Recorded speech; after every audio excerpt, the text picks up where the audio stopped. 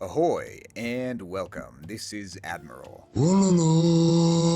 Let's talk about rams, which were buffed in a recent patch, but in a way that hasn't gotten as much attention as the more splashy buffs for scorpions and elephants, and of course the still relatively fresh DLC with 3 antiquity civs and an extensive, dare I say, grand campaign. I'll breeze through the ramifications of general changes within the last year or two before going into greater depth on the Infantry Garrison feature when it comes to building damage, which may not be quite as straightforward as it sounds, and seems a little strange when scrutinized. In general terms, rams are better now than ever, and even before the latest buff, there were already a number of cases in which rams were excellent, especially in the late game. Even generic siege rams have long had a strong use case in Imperial Age as arrow sponges or demolition teams, or to ram through other siege units, and all the more so for civilizations with strong bonuses or unique technologies such as Celts, Mongols, and Ethiopians. Or if you're Phosphorou, the loophole finder extraordinaire, then rams are plenty useful at any stage, and whole balance patches have to be designed around how to nerf your exploits. Boom, boom. I think it's his best strategy yet, honestly. And Scotty is like, what? Now he can still sit underneath the castle and he can still get kills. And he's timing it pretty effectively here, pretty efficiently. And Scotty probably just can't believe it. This is insane. A few moments later.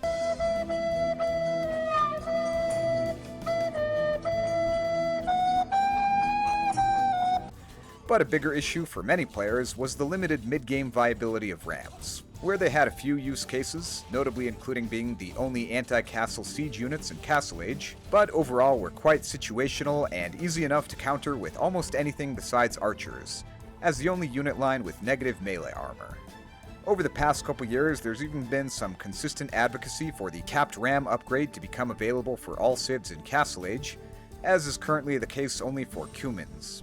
However, subsequent improvements have reduced the need for such a change, and mid-game rams have become easier to use and more effective thanks to the increased speed and garrison capacity, streamlined garrisoning mechanic, as well as the recent damage increase. Focusing on the old idea of making the capped ram upgrade available earlier, one aspect of this has basically been granted for free, given the new update for the battering ram, as of the recent Battle for Greece patch, gives it the same amount of bonus damage as the old capped ram at 150. The capped ram still has other advantages, including more hit points, slightly more bonus damage now, and most importantly, a blast radius, but the previous capped ram levels of bonus damage being given for free is notable. But this recent buff has also magnified an oddity and discrepancy in usefulness of the garrison feature that has always existed, and that will be the bulk of this topic. As you probably know, any infantry unit in a ram gives it a slight speed increase of 0.05 tiles per second. This isn't the most amazing boost unless you're Mongols with drill and can unlock the plumed siege ram that rolls by at a solid 1.2 tiles per second, but it's reasonably useful at making your rams more mobile, and arguably a secondary effect anyway. What I want to talk about is the extra plus 10 bonus damage you get for each infantry unit garrisoned in the ram. Well, that might sound great, especially compared to the mere plus 2 building bonus your infantry get when you research arson. Let's take a closer look. You'll find that rams have a longer reload time at every 5 seconds, so if we normalize this relative to the standard infantry reload time of 2 seconds, we end up with just 4 bonus damage as the total contribution of each infantry unit in lieu of whatever base and bonus damage they deal if attacking from outside the ram. For spearline units, whether or not this is a good deal depends on the type of building you're attacking, and how many upgrades it has.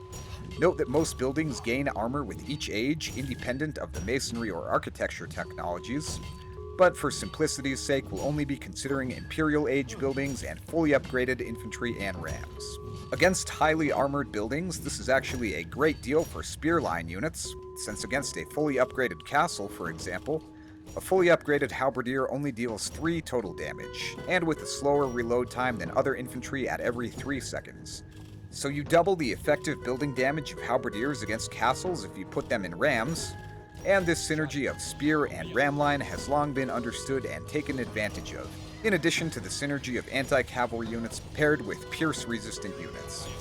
For most common types of buildings with lower armor, basically anything except castles, town centers, walls, and gates, Fully upgraded halberdiers will do a bit better outside of rams, ranging from 5 1/3 to 6 2/3 damage every 2 seconds, depending on whether the enemy buildings have masonry and architecture. Although if you miss either blast furnace or the halberdier upgrade, they'll do the same 4 damage to buildings with masonry and architecture, whether inside or outside a ram. Almost any kind of heavy infantry, however, in this case referring to swordsmen or other infantry with a gold cost, absolutely gets the short end of the stick when it comes to effectively dealing building damage from within a ram.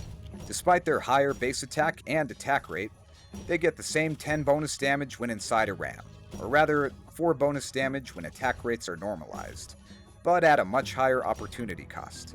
But that same champion outside the ram will do more than 3 times the damage, at 13 every 2 seconds. This gets even worse for top-tier champions, or high-damage infantry unique units such as Aztec champions or elite Teutonic knights, who deal 17 damage to a fully upgraded castle on their own, but only contribute that same 4 damage if garrisoned inside a ram.